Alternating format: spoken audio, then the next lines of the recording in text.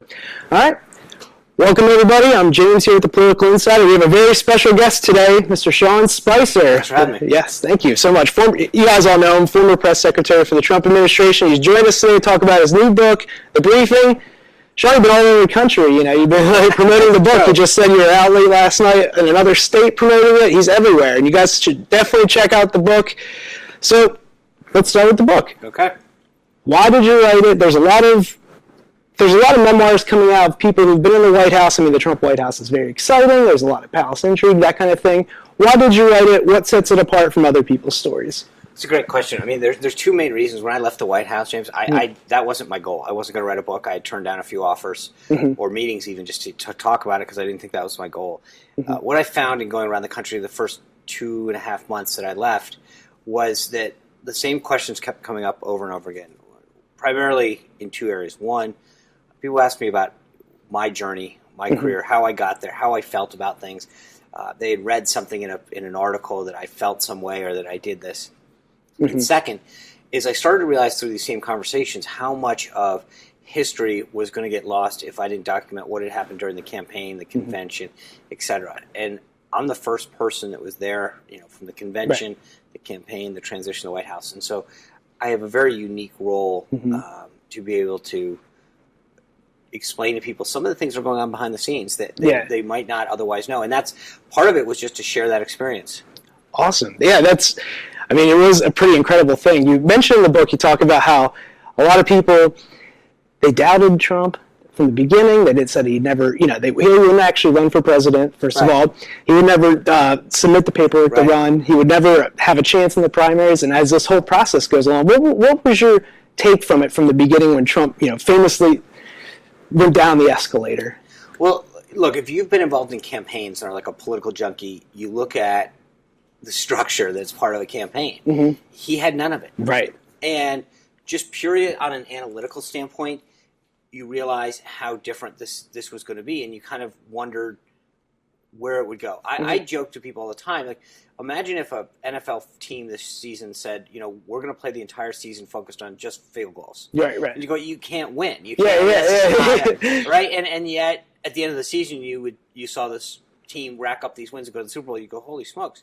That's kind of how I view Trump, is that every time that someone said no, he overcame it, and you had to wonder, was this the new norm? Is this completely unique? And it was fascinating because time again, he would do something that was so out of the norm of what was supposed to be done and get elevated or succeed. And that's what made it truly unique. Awesome. Okay, yeah, let's we'll talk about a little bit of your time at the White House. What I found really interesting in the book is basically you hit the ground running because you have no choice. This is right after inauguration. And I really want to bring up this topic you talk about is the MLK bust scenario, where right after inauguration, I believe even the same day. No, it's the same day. Same day, yeah. 5, 6 o'clock. Yeah, which is crazy. So Zeke Miller, famous reporter, he tweets out that the MLK. No, he doesn't tweet out. So if you basically the president, gives his speech, he gets sworn, and he goes down to the White House, and the president believes that we need to show the American people right off the bat that he's doing exactly what he said. He's getting things done. And so he's like, look, he's starting to sign all these executive orders and actions. We bring the entire, what they call the press pool in, which is a representative group of reporters, because obviously they all can't fit in the Oval Office, but they create this rotating group of reporters that will cover events, and then they write what they call a pool report, which is what they share with everyone to say, hey, since you couldn't be in the room, here's what happened, here's where everyone was, here's who else was in the room, here's what the meaningful part of what happened. And they share that with everyone else who's part of the White House press corps who couldn't be in the room. And this reporter writes this pool report that says the bust of Martin Luther King has been removed from the White House. Now, immediately, that goes to every reporter that then now tweets it out, then puts it out. That's what started it. It wasn't just – it went like wildfire everywhere. Reince Priebus, who's the chief of staff, once this gets out, we've gone back to our office thinking, okay, that's great. What a way to kick it off. The president's working, and here's what he did, and okay, let's get ready for the balls. And Right. And it's like everyone's now in panic mode. Like, we need to go back, take a picture. Holy smokes, it didn't get removed. It wasn't there. Not to mention the fact that, there was no attempt to actually figure out what was going on. It was just like, get it in the report, tweet it out, get it out. Right. And that then began a firestorm, and we're trying to put the genie back in the bottle. We took a picture of the bus. Yeah. We're gunning it out. And the point why what you brought up is so important is understanding the mindset and the mentality. Yeah. From day one, it was like, are you kidding me? We're under attack. Under siege. And all they want to talk about is the transgressions of the White House, never actually their own. And the thing is, if you think about that in context, how, and again, that just negates everything that happened in, in the campaign and the transition. There's this disposition to be negative, to find what's wrong. And if you think about that one event, you walk into a room and you see all these people in there. I think, Reince Priebus was in there, Don McGahn, the council, all these other people around the president as he's signing these executive orders. And what's the reporter doing? Not focusing on who's there and what's happening to share with their colleagues, but looking around the room to figure out how can we get you on something. Yeah. That's the mentality. Yeah, it's not a very journalistic mentality. And no, it's a gotcha mentality. Yeah. So, talking about the media, it starts from the get-go, this kind of like antagonistic relationship that you basically start. Because I think you say in the book, from the beginning, that kind of set the tone for how it was going to be, how you would have to deal with it. I mean, I think we realized that as much as we would have started off and kind of do a reset from the campaign, it wasn't going to happen. That there was a gotcha mentality from the beginning. Okay, so in the book you talk a lot about, you name names of journalists and you kind of like do a little score settling and stuff like that.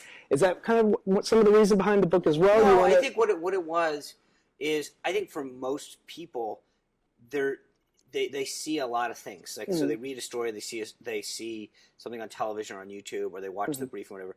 And there's so much more that goes beyond the scenes. What I want to do is tug people into some of these people that they read about, or they see about, or they hear about, and explain to them the relationships that exist, the interactions that happen, so that they can better understand what it's like. Right.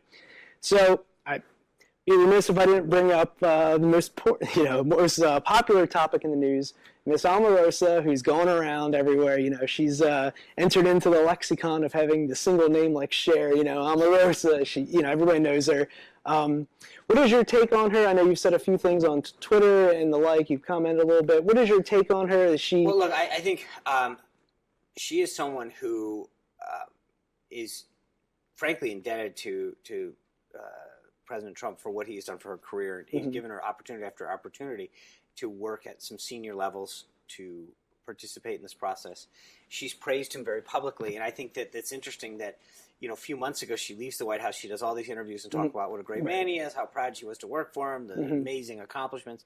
And then within what has to be weeks, if not days, she's meeting with publishers saying, hey, if you can get me some money, I'll say anything you want. That shows to me a lack of trustworthiness, a lack of integrity, and then to see what she's been doing in terms of some of this taping stuff, especially in classified settings, to me is frankly just reprehensible. Yeah, it's weird because the media, like you said, has this gotcha mentality, and they want any kind of fodder or whatever to go off of. Right. But even when Omarosa leaks the John Kelly firing tape, even some people who are normally antagonistic towards the president were like, that's a little too far. I don't know that. I mean, here's the funny thing. Yeah. When you look at the the first interview she did on Meet the Press, that was feckless at best. I mean, Chuck Todd wished her well and said, good luck. I mean, it was sort of, as long as you're going to say something against Donald Trump that's negative, we'll have you on the show. Okay, yeah, wow. And zero follow-up. Yeah. I mean, it was what they let someone get away with, who they refused to have on the show months earlier, is amazing.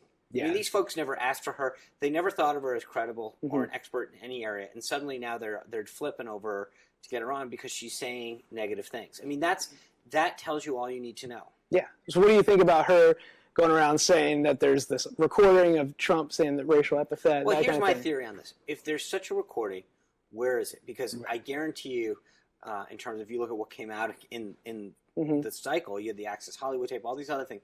And so suddenly this most damaging one never comes up. And she's provided zero evidence. In fact, during her book, while she was writing it, she failed to come up with it. Right. I think that there's a big contrast between the kind of book that I wrote and the kind of book that she wrote. Right.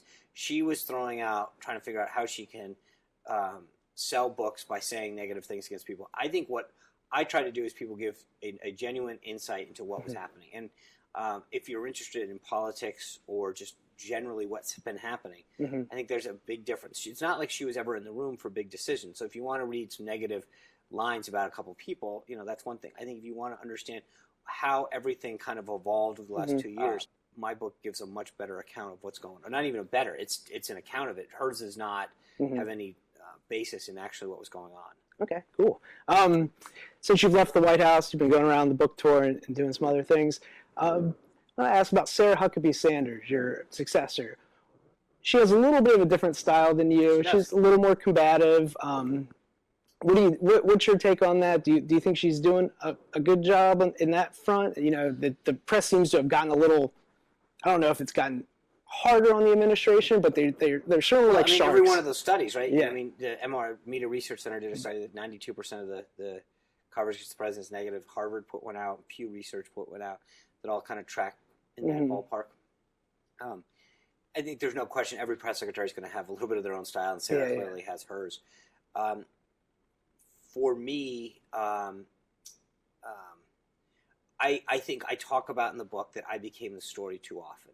And if you're a press secretary, that's not a good place to be. Sarah, I think, right off the bat, partly because I think she saw it, partly just because she's a very talented woman, realized that she needed to keep the focus on the president, his agenda, and I think she did that and has continued to do that. Yeah, go ahead, sorry. No, I think it's very effectively. Yeah, so you think she got a lot of... Well, she got a preview of what was to come, given how you had to perform. Sure, I mean, look, anytime you get to go second, you get to know what happens first, and obviously not just that, but it wasn't like she just watched. I mean, we worked hand in hand every single day. She is a trusted friend and confident, and a true professional, and someone who. So I think for me, it wasn't. I leaned on her a lot at key times. Yeah. So speaking of Ms. Sanders. She, there was an incident about a month or so ago of getting harassed at that restaurant. She was asked to leave. Yeah. We've seen Betsy DeVos, Secretary of Education, get harassed. There's a lot of harassment going on of Trump administration officials. Have you faced any of that since? I talk about a couple of the instances in the book. There was one in an Apple store that kind of went viral. Yeah. Where, I haven't been asked to leave a restaurant like Sarah. I think, Betsy had an incident. But it has gotten to be more commonplace and sadly more acceptable. Right? So you saw Maxine Waters' comments. She talks about pushing back and surrounding people. I don't know that that's really what, if that's, I just don't think that that's a good place for society, whether it's legal or not, or constitutional. Obviously, we all have a right to protest and to express ourselves. But if that's really what we should be doing, is getting it closer and closer to violence. Sarah's the first White House press secretary to ever have a White House, Secret Service detail. Oh, right, yeah. And that, to me, is not a good sign. When you're having to put protective people on someone because there's an active threat to your life, I think that's a sad place. And I think, frankly, for all the concern that there is about the media, I think there should be equal concern about government officials and others, just even in the public, who are worried for their safety. Yeah. So, in that same vein, you see congressional Republicans, this has been going on since you've been in the White House. They've been investigating all the kinds of, the whole dossier, Fusion GPS, that whole situation where you have people in the government who are, talking about taking down Trump and that kind of thing during the campaign. What is your whole take on that? Because it's such a complicated thing, and congressional Republicans have only brought out so much, and they're getting a lot of pushback from congressional Democrats. What is your whole take on that whole thing, the whole dossier or Fusion GPS? Well, I think to your point, we've been talking about this now for 18 months. There's a difference between meddling and collusion. I think that we've seen Russia and others try to meddle and undermine the integrity of our voting systems. We need to be very clear on that kind of stuff, that we need to push back against it. We need to strengthen our own voting, and we need to call out any bad actor, whether it's a state actor or some kind of third party that is trying to meddle in our election, that is unacceptable, that we will push back, we will prosecute. And I think Mueller has done that with a lot of the Russians. There's a vast difference between that and any sense of collusion, which in 18-plus months we've seen nothing on. Yeah. And I think that we need to be very careful about making sure that we separate those two things. Right. And as soon as possible, ruling out this whole collusion thing. Because we're now 18 months in. I also think that it is fascinating that it's been so one-sided. Where is the DNC? Where is Podesta? Where's all the Hillary stuff? There's got to be an equal look at their side. There was sort of it was interesting during the campaign, there was a lot of concern about their relationship with Russia, their dealings with Russia, and suddenly after the campaign, the focus is on the opposite. I get that they all thought she was going to win, but I think if we're really interested in rooting out some of this meddling and concerned about some of these relationships, then Mueller hopefully will look at a lot more than just the one side. Do you think Mueller's getting close to wrapping this thing up? I know a lot of our... I don't know, but I hope he does, because it's like, at what point you seem to have interviewed everybody that you want. You either have some evidence or support for what you're doing, or you don't. And I think at some point you got to put your cards on the table, especially as we head up close to a midterm. Yes. So, I also want to get your thoughts on that. Coming up November 2018, obviously everyone knows the midterms. There's a lot at stake here. There's a lot of talk about impeachment of the president. Democrats are supposedly riding on this blue wave. What do you see happening in 2018 for the midterms? I think the Senate is in pretty good hands. We've got technically a one-seat majority with Senator McCain right now. But you've got a lot of these, what they call, Democrats in red states where Trump has won handily, whether it's Donnelly in Indiana, Manchin, Heitkamp, McCaskill. There's a lot of places for us to. We're doing unbelievably well in Florida. Rick Scott is up on Senator Nelson. So I think that there's a lot of areas to actually pick up seats because of the landscape and who's in cycle at this time in the Senate. The House clearly concerns me. The Democrats need 23 seats by average since the 50s. They've picked up, the party of out of power has picked up just over 30. We've got 60-plus members of Congress on the Republican side retiring, which makes those open seats. And it's a vastly different thing when you have an incumbent who's got name recognition and a degree of accomplishments. That makes it a lot safer because it's harder to take on somebody that everyone knows, and everyone knows is a results-oriented person. So I'm clearly concerned. I think the one thing saving us is the strength of the economy and the improving job market. But if that seems to falter, we're going to be in big trouble. Okay. And I think that the House is hardly a foregone conclusion. But the one piece that I think you're right on, and the people have to understand, is that for all the people who maybe have generally sat out a midterm or don't have the same enthusiasm as the general election, they need to understand that, you brought up the word impeachment. I mean, there is going to be investigation after investigation. That's all the Democrats will focus on in the House. They will do everything they can to interview every single person in Trump world and do nothing else. There won't be post offices named. There won't be, it'll come to a screeching halt. And beyond that piece of it, it also slows the agenda down. You're not talking anymore about tax cuts. You're not talking about any more of the agenda that has gotten this economy where it is. That should make sure that everyone understands the binary choice that exists. It's not just candidate A versus candidate B. It's all of these policies, and the Trump agenda is on the ballot. Do you think that's the most potent argument Republicans I do. can I make? think that people have to understand, because too often when you talk to someone about elections, they say, I don't know. I don't know either of the candidates, or I like so-and-so. And it's like, it's not about the person, this election. It's about the policies. Okay. And whether or not you want them to go forward or not, whether or not you want Nancy Pelosi to be the speaker or not. That's what it comes down to. It is that set of agenda items or not. And if you're a liberal and you say, great, I want that, but understand it's not about candidate A or candidate B. It is about maintaining a majority. So you're a political junkie. I really want to get your take on this. It seems like there's a civil war in the Democrat Party. You have the socialist Bernie Sanders wing going at the more establishment wing. Nancy Pelosi, The irony is that Nancy Pelosi is considered the establishment part. That's the sort of the irony of that. So the civil war going on is kind of reminiscent of like 2010 Republican Tea Party thing going on with the establishment. Do you think that that's going to play a huge factor in the election this time? I think if they don't get a handle on it, it's a great question, because there's always churn for the party out of power. You had Occupy Wall Street, Code Pink, we had our Tea Party. I mean, that's just there's a restlessness when you're out of power. The question is, they seem to be embracing it, and the center of the party continues to go further and further to the left, and this progressive socialist wing becomes now the standard bearer. That's what I think is interesting, is that they are now, the folks that are in the middle or are on the the middle left are trying to figure out how to use the same language and tactics, and they're free everything, and that's where I think that the Democrats, look, it might be a short-term play, but I think this is not good for the long-term viability of their party. Not that I'm not that you're looking to give many tips.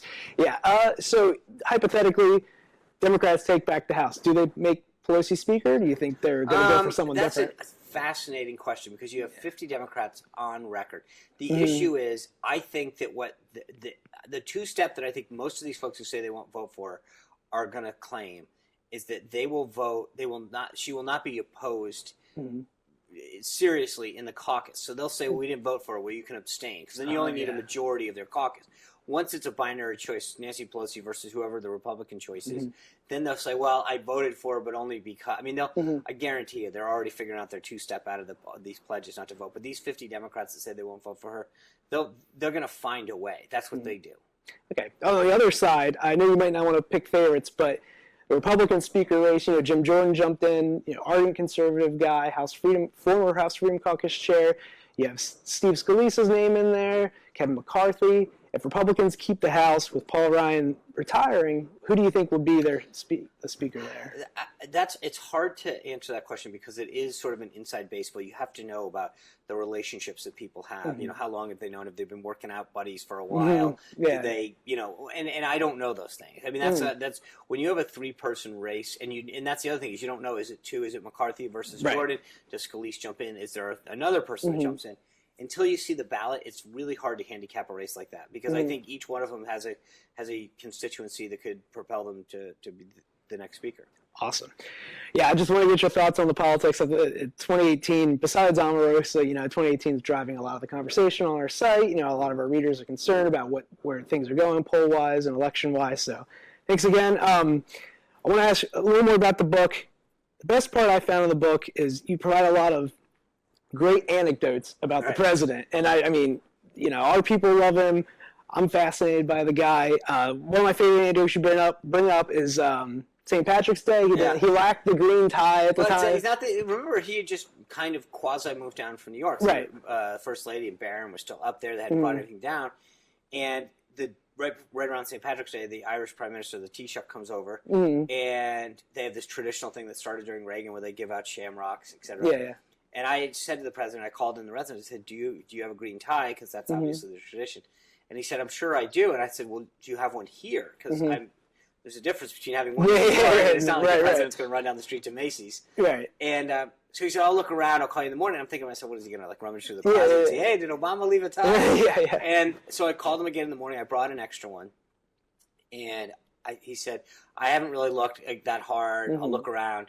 But just leave one on the desk. So I walk into the Oval Office, and there I am putting this green tie that I had brought from home on the Resolute desk. And for me, I grew up a very working-class kid and never got a tour of the White House, never been in it. And here I am leaving a tie on the Resolute desk in the Oval Office of the White House for the President of the United States, a billionaire who has his own line. And it just was one of those truly surreal moments to me. And you mentioned at the close of the anecdote, you never got the tie back. No. I mean, it's difficult to walk up to the president and go, excuse me, where's the tie? Where's the tie? So, but it was fascinating to watch him put it on. I mean, just to see it on television, go, I have this tie, and he's wearing a tie for me. Yeah. Well, I think a lot of our readers and viewers are most interested in, what is President Trump like behind the scenes? The guy's been in the media spotlight for 30-odd years or so, and he has this image that he wants to put out there. You have the media with this negative imagery of him.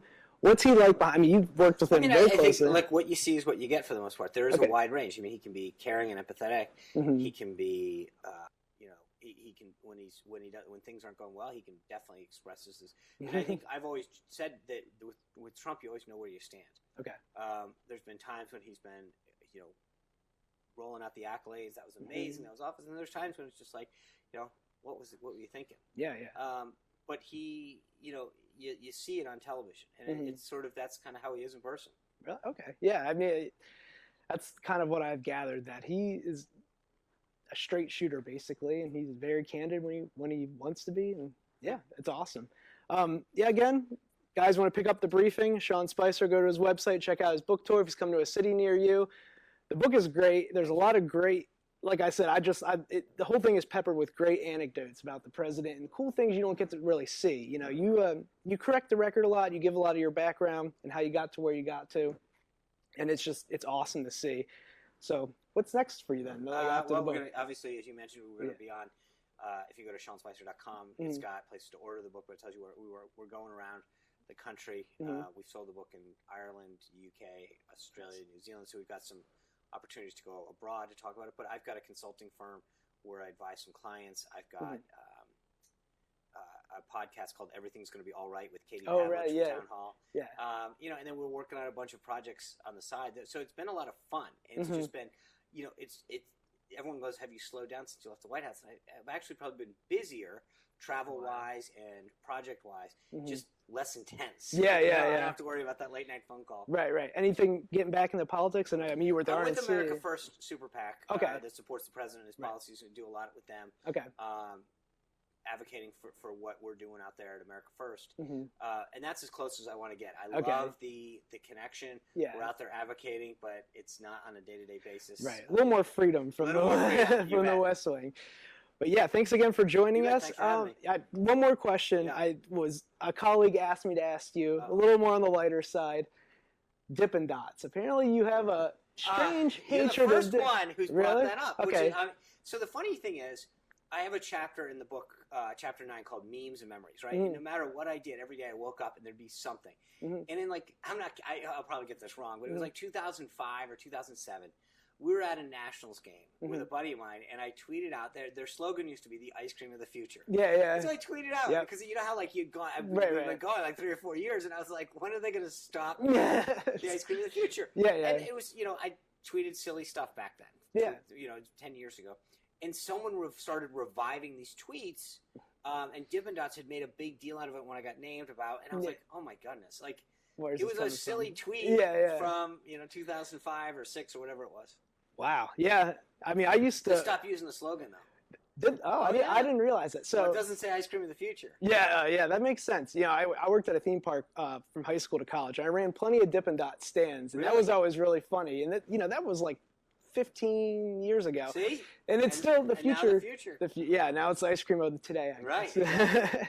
Well, anyway, thanks again for joining us. We appreciate it, and hope you guys check out the book, The Briefing, SeanSpicer.com. Check out where you can buy it, local bookstore. Check out where he's going on a book tour if he's coming to a city near you. Thanks again, Sean. Thanks. Appreciate it. Thanks for having me. Yes.